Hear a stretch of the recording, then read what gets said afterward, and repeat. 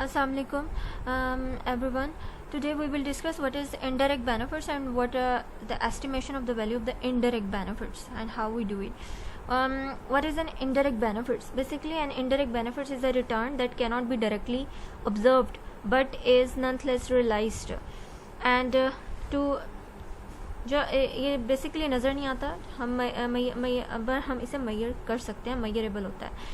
And worker productivity is the best example of an indirect benefits from a technology.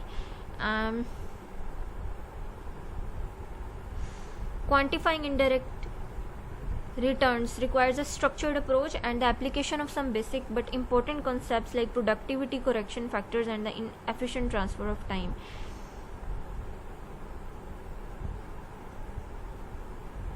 Estimating the value of indirect benefits. HRIS cost benefit analysis will include some indirect benefits. Most difficult task in producing an HRIS cost analysis is estimate the value of these indirect benefits. Indirect benefits are the secondary benefits. This step helps in understanding the influence of various factors on the probability of success of HRIS projects. By estimating the magnitude, one can perform better evaluation of the planning process for estimation at first. The proper metric is chosen and then direct estimation, benchmarking and internal assessments are done. Benchmarking is widely available as it has several advantages to offer. It results in better risk management for large-scale projects which are in progress. Internal assessment involves assessments of the firm's own internal metrics. Here data transfers are much easier and relatively cost effective as well.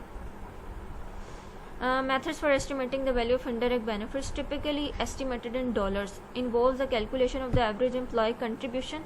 Is derived by calculating the differences between the net revenue of an organization and the cost of goods sold divided by the total number of employees.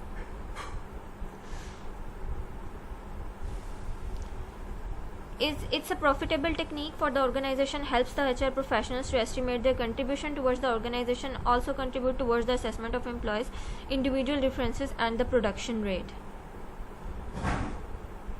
What derives indirect benefits? If you are trying to estimate the proportion of indirect benefits from a proposed implementation, you should consider three key factors.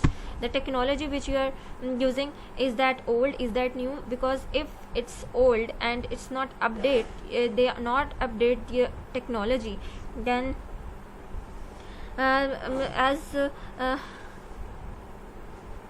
अगर वो technology कौन सी implement की है, old तो नहीं है, new है, क्योंकि मशीनरी अच्छी होनी चाहिए ताकि काम जल्दी कंपाइल हो सके और कम टाइम में अपना काम कर सकें.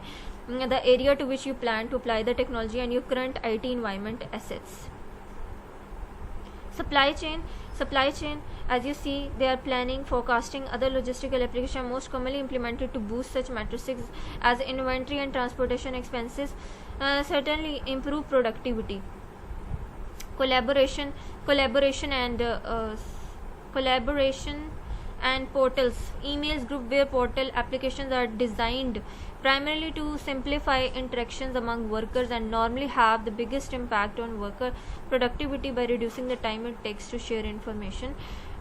Content and document management system generate many indirect returns such as faster filling and decreased retrieval times through search, version control, audit trail functions. The IT environment. Often the magnitude of indirect benefits will depend on how much of a delta or change is triggered by the implementation of the new technology on the existing IT environment and assets.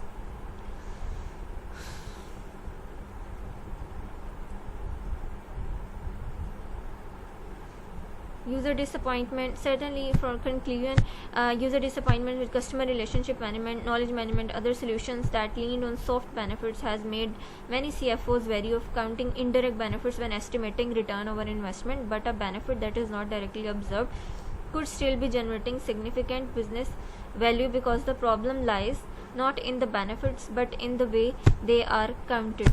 To estimate the extent of indirect returns, companies should take a structured approach to measurement, employing such concepts as productivity correction factor and taking into consideration the technology in question, its application environment. Many companies will find that direct returns from technology could pale in comparison with indirect returns once they start quantifying the impact of other returns that are indirect but equally impressive in terms of the business value generated. In fact, more than 82% of the case studies Nucleus has published over time have included some form of measurable indirect returns, with 50% of the technology return on investment being attributed to indirect returns. Thank you.